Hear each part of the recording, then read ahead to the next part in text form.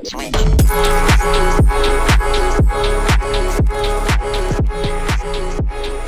is going on, and welcome back to the Director of Football Journeyman with me, FoggyPlays, on FM21. Today we're taking on Atalanta and who's their team? Dijon. Taking on Atalanta in the Europa League and Dijon in the league. Our group, we have qualified. It's just a case now of, are we going to go top of the group or are we going to finish second? Atalanta can't qualify and Sociedad play Sarajevo, so they're probably going to smash them. So we definitely need to win. A draw, in theory, would be enough. Although I'm not sure, because we beat Sociedad 3-0, but then in the last game they beat us 2-1. So we should, I think on head-to-head we win. I think. I'm certain. I'm 100% certain. But since you were here last in the game against Sarajevo, where we beat them 4-0, we went and beat Reims. We played that episode, or that game as well, in that episode. Memories faded. We lost to Guingamp in the next game. We weren't great. Beat Sarajevo 3-0. Stacey Morgan scored again. He's finally decided he's going to start scoring some goals, which is nice. Then we lost to Leon. We weren't great. Leon have since sacked their manager. But I think, was that the game that Calantari picked up? No, Calantari picked up an injury, and we've been in mixed form since. It would have been... Where was Calantari picked up an injury? Somewhere. Or was that earlier? I don't know. Anyway, we went and got smashed by Monaco. But as you can see, Guilherme Henrique played an 8. The man was on fire. It was amazing. I haven't seen a goalkeeper do so well and us still get absolutely slapped. But then we were, as I said, beaten by Sociedad 2-1. Torre scored it for the third game, or the second game in a row, which was quite nice. And then we beat Lorient 1-0. This game was terrible. There was like 3 highlights in the entire game. Torre scored in the final minute. So we picked up all 3 points in that game. Then against Marseille, again, we weren't great. A lot of injuries, a lot of suspensions. Players were unavailable. Just struggled. And then against Metz, in the most recent game, we just beat them 2-0. Calantari and Bacuna, both scoring goals. Happy boy. The French Cup 9th round hasn't been drawn yet, so I'm hoping we get a decently easy team to play. So I would like to just put out a rotated side, give my players a little bit of a break, because the Europa League has added 6 extra games that we wouldn't have normally been playing. So the players are a little bit tired and a little bit injury prone. So the game against Atalanta should be interesting. As I said, it's a game we don't necessarily need to win, but I would like for us to win. We do have injuries to Anache and Veliu, so we don't actually have our starting centre-backs, which is what you want, and we don't have any other fit centre-backs that are registered, so we're playing with 2 centre-backs basically in our entire team, which is delightful. I have renamed Guilherme Henrique, so his name doesn't appear as Guilherme Henrique. Why did I even attempt to do this? Hartsaluchlin Pereira. He's just Guilherme Henrique now. Kisas and Panzo are going to play as our wide men, with Radovic and Okali as our centre-backs, De Silva and Kitlano in central midfield, Cho and Niang as our wide men, with Torre and Calantari leading the line. There's Lil Hadj is the only fit player that isn't on the bench. I've decided Willem Gvel is going to sit there. Stacey Morgan, why did I say Stanley? Gets to sit on the bench today because he's been like average rating last 6.32. I keep chatting to him about it. He's just like, yeah, I'll sort it, and he never does. So he scores, but he just gets really bad ratings all the time. So Cho is going to start with a 6.54 in his last 5. Calantari's played a 6.66. Again, not been great, but this is what we're doing. Torre and Calantari are pretty much, they can swap around. They're both really good at advance forward, really good at complete forward. So I'm kind of rotating the two of them between the positions. The same then with Kalantari swapping back to play in right wing, Niang moving up forward or up front, just kind of swapping them around, seeing what comes of everything. I'm going to put my fist and say that we are capable in this game. The players seem relatively happy. I'm going to point my finger at the strikers and be like, you need to score goals, because they do. We definitely could do it, scoring a few goals, because our defence, I don't like. Akoli is playing against his old club today, so in theory he's going to have a good one, but he's just been bang average. Mbeniang straight away has a shot. Cragno, not sure. I know Gallini's after leaving for Leicester, so I know they don't have Gallini, which is good for us, because Pierluigi is quite a good goalkeeper. But Ishmael gets forward to De Silva. Niang, how does he head over from that close? Oh, it's quite an amount of highlights already. It's headed clear and Kalantari's picked it up. Got Toure ahead of him. Nobody in front of him. Can just run at the keeper. And he kicks it straight at the keeper.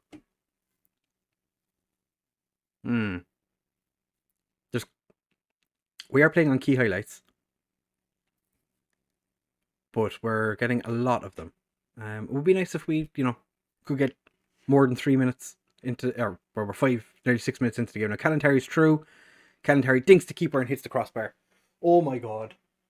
We're going to lose this game, aren't we? Ishmael Casas with the long throw. Relatively easy for the keeper. Somehow doesn't work out for him. We've come away with a corner. Toure to take. Gets it in. And Radlovic puts us one up after 9 minutes. It's been a breathless first 10 minutes of this game. Hopefully it settles down now that we've scored. We've got 12 minutes in. Radlovic is headed just over from De Silva's free kick. De Silva did play against Leon. Had a decent game. Wasn't great though, to be fair. All round we've just been meh of late. We've been very inconsistent, streaky, if you will. Sociedad have taken the lead against Sarajevo. It took them 22 minutes. Spurs are dominating their group, as you can see. They're unbeaten. So we would like to finish top so we can avoid like Spurs, Leipzig, Bruges. These are some teams that I would like to not have to play against. We do have an XG of almost 2, so I really would like for us to be further ahead in this game. I'm just gonna put my fist at them again, but I'm gonna put my finger at the strikers and be like, hey, I have faith in you. Kalantari's not having a great game, so what we might do... Oh, Panzo's after picking up injury. I did not notice that. Panzo's going to come off for El Shawawi, even though it wants me to bring Guga on. I don't really want to bring Guga on. I've set up that the strikers swap positions, and I've also done it for the wingers. And I'm not sure that's what I want. Don't want you to swap positions with anybody. But the two strikers are going to swap positions because, like I said, they can both do it. So leave them both have a run at doing it and see what happens. I believe in Kalantari. Toure has been very, very good recently. But this is this game is going on for a significantly longer time than I was expecting. Kalantari... Oh, he's put that one wide as well. We're being very wasteful. Our XG is 2.46 now. El Shawawi with a throw. Gets it across. Can Cho get there? No. Straight into Cragno's hands. Cho stood in front of the goalkeeper, which is a pretty good idea, but didn't amount to anything in this one. McAllister is being pushed by Kitlano. We have a lot of interest actually in players like Kitlano, Bakunia, and Ilic, like basically our midfield that are full-time players with us, apart from Ljubilic. I knew it. I looked at Zorta's name. He was on a 6.2, and I didn't want to say anything because, obviously when you say something in FM, that player does really well. He's up to a 6.8 after scoring. That shows how bad he was in the in the part of the game leading up to his goal. Niang is coming off for Willem Gebels. I'm going to bring Gebels on, give him a chance. This is all just to see if he can do something to get a bit of a transfer value, get some clubs interested in him. I'm not so sure though. I think he's going to end up staying. I don't think anyone's going to be interested in spending, because there was a club offered nothing for him, which the director of football very quickly rejected, which makes sense. But Ishmael gets it across. Niang heads it over again. Like, Niang is quite tall and good in the air. He's just not doing it today. I'm going to demand more. Like, we're in a position where as long as we don't lose, we're fine. We'll finish top. But I'd prefer not to be just going for a draw. Kidlano gets it out to De Silva. Stacey Morgan. De Silva. He's put it over. I'm telling you, we're going to lose this game. We've missed so many opportunities. We should have almost 3 goals in this game, according to XG. We scored just the one. Stacey Morgan gets it down to Cho. I told him not to swap positions. Still doing it. Kidlano. We know he can score. Stacey Morgan. Stacey Morgan gets his 5th or 4th of the season. Could it be the decisive goal? I don't think so. I don't think so. I'm still weary of what Atlanta can do, and they've taken very strange formation. One centre midfielder with a DM. Both their centre backs were no nonsense. Interesting. Toure, to be fair, had a very good game. Guilherme Henrique played 6.8. Okoli 6.4, as expected. Not great. Proudy, to be fair, can't really complain. We did win the game, which that's exactly what you're looking for. And the next game is going to be against Dijon. We do qualify, top of the group. I think before it's only 3 days. Okay, it's not that bad. We qualify for the second round, so we get a bye in the first round. Delightful. One less game, or two less games for us to play. Toure, handshake, well done. So we will be back in just a second. I don't think we have to worry about. Yeah, it's the first knockout round draw. So it's time for the Dijon game now, and I did forget to show you the league table, which I apologise for. That was my mistake. Dijon are favourites for this game. I think it's because our form's been a bit hit or miss recently. But we are sitting 4th in the league, even though we've had the poor form so far this year. But at 3 points today, and a huge swing in goals, could see us jump to 2nd. PSG have already won the league halfway through the season. There's no catching them now. Saint Etienne need to absolutely demolish Monaco for us today. And the thing we were really good at last season, we're not as good at this year. Scoring goals. We've only scored 37 to PSG's 55. But we're conceding less. We're pretty decent, actually. Last season, as you might remember, we were... No, actually, we're still down there, but not as bad as we were. One player that you might find interesting, just popped up here, Dominic Solanke, is playing for Bournemouth. You might say, well, that's not interesting. Well, I think it is, because he left Bournemouth for $5.5 million to play in South Korea after not having a great season for Bournemouth in the Premier League. He spent 2 seasons with Yeonbuk, where he played quite well, and then Fulham signed him for 3.9 million. So the man was losing value constantly. But then Bournemouth came back and were like, hey, that guy that struggled in the Premier League for us 3 times. Yeah, we're going to bring him back for a huge amount of money again. So Bournemouth just seem to love buying Dominic Solanke for ridiculous sums of money. Has he ever played for England? He's got 1 cap, which I'm pretty sure he had 1 cap to begin with. He did indeed. So yeah, Dominic Solanke. Strange. Very strange. For this game, like I said, Dijon are favourites. We've had a youth intake preview, and it's terrible. It is so very bad. I'm going to show you how bad it is. There's a lot of wingers. That's it. Everything else is bad. So don't expect a whole lot from the next youth intake. Probably be our best one, because FM. Panzo is Penzo's not fit enough to play. So we're going to put Guga at left back. Penzo, I do want to play him because it is against his old club. Actually, I'm going to put El Shawawi. No, not Bakunia. Oh, where's El Shawawi gone? So the only changes for this game, because we're still without Illich because he's away on holiday because he was so very tired. Velu is still injured. Inache still injured. So changes for today. Kalantari moves to right wing. Ivanov comes in and plays on the left. And Morgan is going to start as our striker. El Shawawi, obviously, like I said, starts at left back.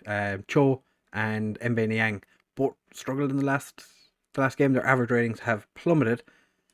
And I'm giving Stacey Morgan a chance up front because he did score in the last game. And he's been in decent form, but his average ratings are terrible. I know the average ratings are broken at the moment, so I'm not looking too deeply into it, but I'm still looking at them kind of going, oh, these players should be doing better. Two very different feelings here. More people happy that Okoli is starting than there are people who are unhappy that he's starting. I'm weary that he's starting. Just put it like that. I'm not his biggest fan, but yeah, it's fine. We're just going to tell everyone that we have faith in them, but we're also going to tell the strikers to do what they did in the last game, which, to be fair, they did fairly well when they decided to score goals. But we've started the game with another early highlight. We are still playing on key highlights, right? We are. Salmani gets it down. Nobody's there. Oh, Kidlano gets ahead to it. Ivanov, who's been poor as well this year. Stacey Morgan, oh, tactical genius. Stacey Morgan, less than a minute into the game, has boshed it into the bottom corner. Far too much pace for their keeper. Never in doubt. What a beautiful goal. They've a guy called Furlong playing at right back, and they've Aaron Connolly starting up front for them. So Dijon have a very English flavour to them. The Monaco game hasn't kicked off yet, so we're not... Oh, Ivanov! Stanislav Ivanov. The one player that I probably said wasn't good enough at the start. Has only gone and got us a goal. Kalantari cutting in. Furlong gets a little touch to it. Makes it slightly more difficult for Ivanov. But all that matters is the fact that we have taken the lead. And we're 2 up after 6 minutes. It's delightful. I'm going to give the lads a bit of praise. 16 minutes in, be like, hey lads, you're doing really well. Aaron Connolly, I don't think he's actually playing for Ireland, which I find very strange. He plays pretty much every game for Dijon. Torre hits the post. Torre is very much the set piece specialist at the moment because Illich is not available. He's taking all the corners, penalties when we get them, which I don't think we've had very many penalties recently, and the free kicks, which is pretty much what Illich was doing most of. So it's nice to see a little bit of, difference between every taker. De Silva back defending, and Torre puts it through for Morgan, gets dispossessed, and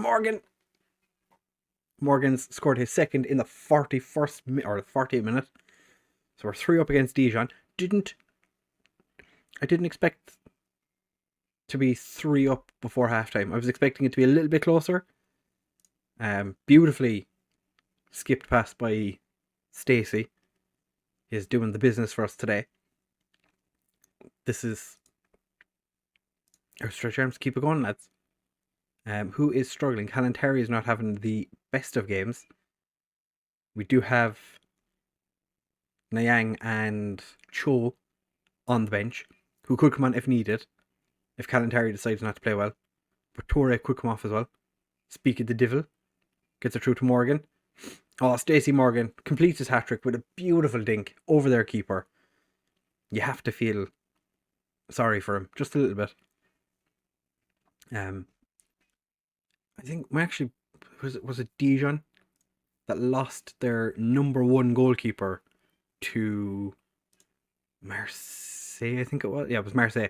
Because our director of football, when Clayton got sold, went after a whole bunch of random goalkeepers.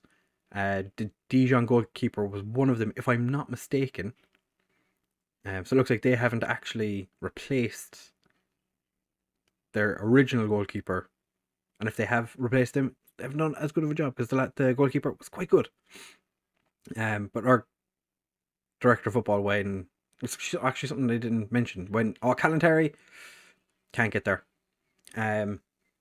When Clayton left, our director of football went in search of goalkeepers, which was quite nice. Even though I was going to give Lefel the chance once. Oh, Kitolano, beautiful goal. Yeah, I was going giving Lefel the chance when Clayton left, but we had offers for a couple of different goalkeepers, one of which was a goalkeeper playing for Swansea in the Championship. And I'm pretty sure Swansea were disappointed that he rejected the contract with us, because I think the director of football was offering 38 million from or something, which madness, for a Championship goalkeeper.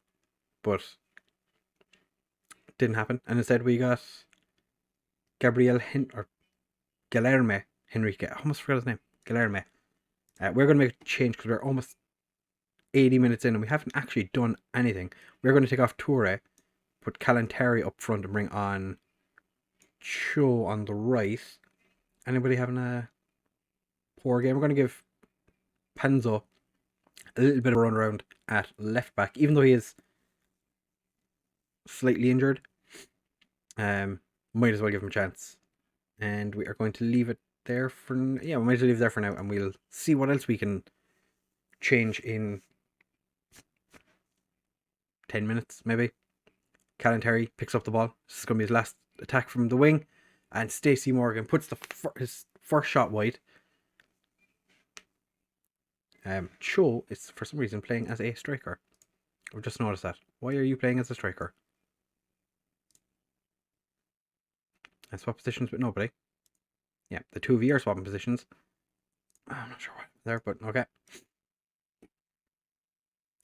Coming up on final change o'clock. 5-0 up against Dijon. De Silva goes for a bit of a jog. Kitolano out to Panzo. Can Panzo get an assist? Kitolano gets it across and it's cleared. Aaron Connolly. I wouldn't mind him scoring. Okay, but we don't have to worry about that because he's not going to. Ishmael Casas is tired, so is De Silva and Kitolano. We're going to take De Silva off. I'm going to bring on Ibrahimovic. Give him a chance in midfield. He's not done very well. The West Ham manager Spalletti, I think it is, keeps coming to me and he's like, hey, he's not playing enough first team football. And I'm like, he's not good enough. And he goes, okay, that's fine. So, to be fair, he was on loan at Bristol Rovers last season. It was Bristol Rovers, wasn't it? In like League One. Cho, Mohamed Ali Cho, third goal of the season. He hasn't scored since pretty early in the season, but we are 6-0 up against Dijon. I was expecting this to be a much, much closer game than 6-0. Doesn't matter. We've won 6-0. They're not going to score 7 goals in 2 minutes plus stoppage time. Probably going to be 5 minutes total, I would imagine.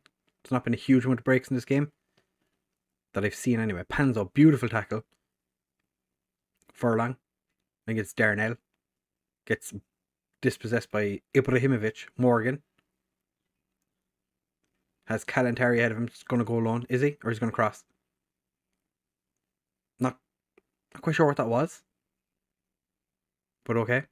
We have won the game. Still not 100% sure what that was. Ibrahimovic got a 7 for playing 10 minutes. I'll take it. That's fine. That result has moved us to 3rd in the league. Monaco do have their game later today. Yeah, they haven't played yet. Marseille and Nice could also join us on 34. There could be 5 teams on 34 points by the end of today. That would be mental. But Stacey Morgan is now a wonder kid. Don't think he was a wonder kid before, but he has just scored his first hat-trick for the club.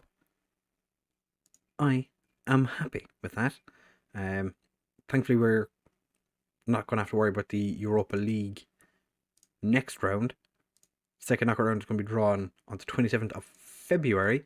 First knockout round gets drawn tomorrow, but we don't need to worry about it because we're not playing in it. So, all's well that ends well. We'll probably have...